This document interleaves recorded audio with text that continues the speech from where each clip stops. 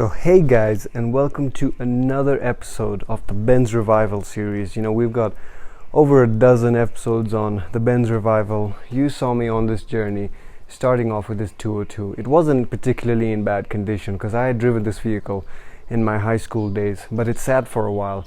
But we got it repainted, we got all the electrical and other issues done.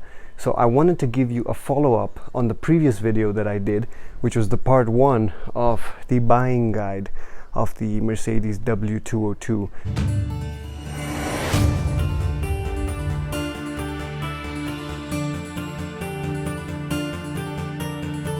So this will be part 2, where I just wanted to cover a few more aspects that you might have to look over on these vehicles. If you're buying used or if you own one and it's getting to 20-25 years of age, there's certain things that are gonna have to be taken care of. So if I would start over, the first thing I would mention is the IFZ system. Now the IFZ system is also known as the immobilizer system, and that is just basically a system that a vehicle has for anti-theft. So basically, if you have an issue with a door lock, or if something starts malfunctioning with a door lock, it could trigger an issue with the IFZ system. So I did have that issue with this particular vehicle. Basically, I have an issue with my driver's door lock. The key doesn't work, it doesn't do anything. So this tripped the immobilizer system, and so what would happen is the car would think it's being stolen, so it would cut off the engine. So basically, sometimes I'm able to pop the ignition and the car would start, and then you turn off the car, you try it again, doesn't start. Car is confused, car thinks it's being stolen, doesn't want you to start it. So I had this issue a few times before realizing what the issue actually was. First I thought, okay, maybe it's an alternator issue, maybe I got a battery issue, I'm not really sure, maybe it's the crank position sensor. But it's that immobilizer system, so I got that taken care of. I got my ECU programmed to deal with that basically. Moving on from there, I would say the crankshaft position sensor is something you might have to look at as well. When your crankshaft position sensor goes out, what will happen is car won't start. So every once in a while, if your car doesn't start and you've diagnosed it and believe it's not the immobilizer, it very well may be that crankshaft position sensor. Now I've not got the crankshaft position sensor on this vehicle replaced yet because that wasn't my issue, but it might be something you have to look at. Also, you might have to look at a new alternator. This is still the original alternator in this particular vehicle, and sometimes when I drive for a long period, I can hear a whining noise, a high-pitched whining noise, and this just might be a sign that my alternator is under extreme stress and might be on its way out. But we'll look at that. I'm not really sure. But I do believe an alternator is something you might have to look at and make sure that's in okay condition if you're buying this used. Other issues apart from that, obviously we have issues with this kind of aluminium trim. I believe it's aluminium. Obviously this gets oxidized, and once you start getting those hard water spots, very difficult to take off. Obviously this is still in quite good condition because the weather here in Kenya is really good, so these kind of materials are able to last. Hood emblems are usually stolen or yanked off. This is a clip. It has to be opened from underneath the bonnet. When people steal them and yank them, they could actually ruin the mechanism. So you want to just check that your hood emblem can be fitted or is in good condition. Apart from that, I mentioned water leakages in my last video. They could be anywhere. I did also have water leakages in my boot because of the rear, the tail lights. Basically there's a rubber sealing where over time water can start entering there, so you might have to take care of a few small water leakages. Apart from that, on the on the other aspects, I would mention the door locks.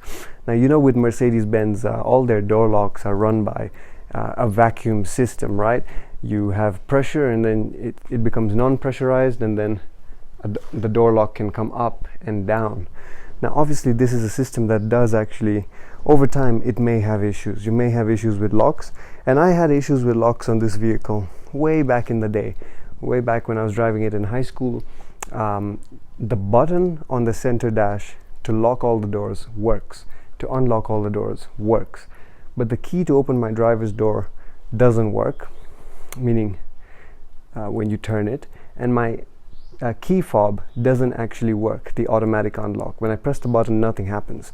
So I have a programming issue probably with my key, and you're bound to have these issues, and this kind of issues you have to take to the dealer and maybe they have to reprogram it, but I've been too lazy to do that. So I'm okay with just pressing the doors down to lock them, and the vehicle needs a driver's door lock, which I'm trying to source currently.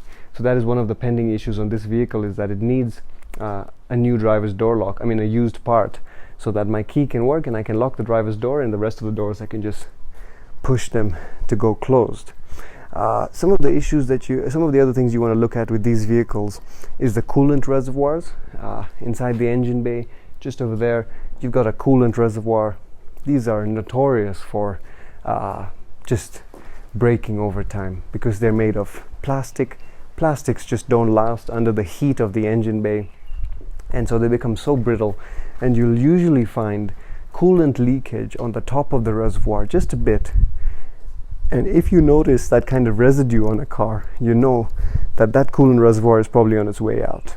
Even the wiper fluid, the water that you put for the wiper fluid, the reservoir is right here. Mine is absolutely torn to it's just cracked under the pressure and sitting for so long, and it's just a plastic part. So that's another thing that I would need to look at on this vehicle.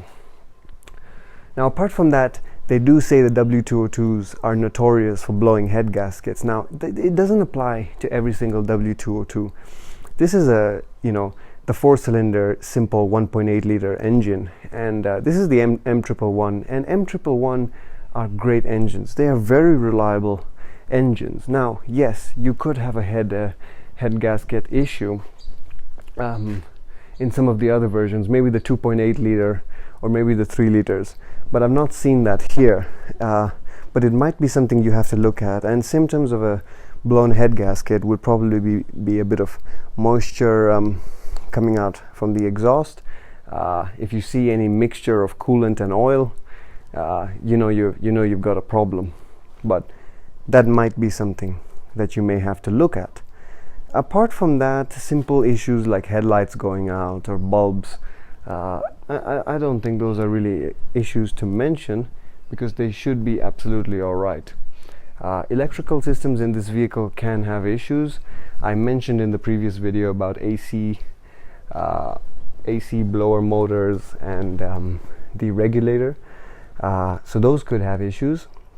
I would also mention in the interior, if you've got the wood trim, these wood trims, when they're exposed to sun and 25 years, they're gonna crack up. So I have ordered replacement wood, but it's stuck in the UK, but I will get that and get that switched out. So you may have issues with that, but the seats have still maintained really good condition. The door panels, the rigidity of it has kept up very well. So I would not complain on those aspects. So rounding up things, I would say that is pretty much a cover-up of all the things you should look at. I mean, obviously, you want to look at the tires if you're buying this used, and any uneven tread on the tire gives you an indication that something is wrong on the underside, so you can get that checked out. But apart from that, if the car looks in good condition, all the systems are working. In this era of Mercedes-Benz, they had pioneered this one wiper system where you got this beautiful mechanism in the middle, and then you got one wiper that just goes all the way around the windscreen, which I love. I think it looks really classy. Surprisingly, that system has been known to be quite reliable. So for now, that is the roundup of the 202, guys. So part 2 of this buying guide. I hope you guys enjoyed. Obviously, as I learn more about my 202, I uncover more issues and I share them with you guys. So if anything else comes up, I'll keep you posted, and of course it'll be on the Benz Revival series, guys. So if you guys enjoyed, hit like, subscribe, comment down below. More videos coming to you soon. It's been with Cy Gaines, checking out.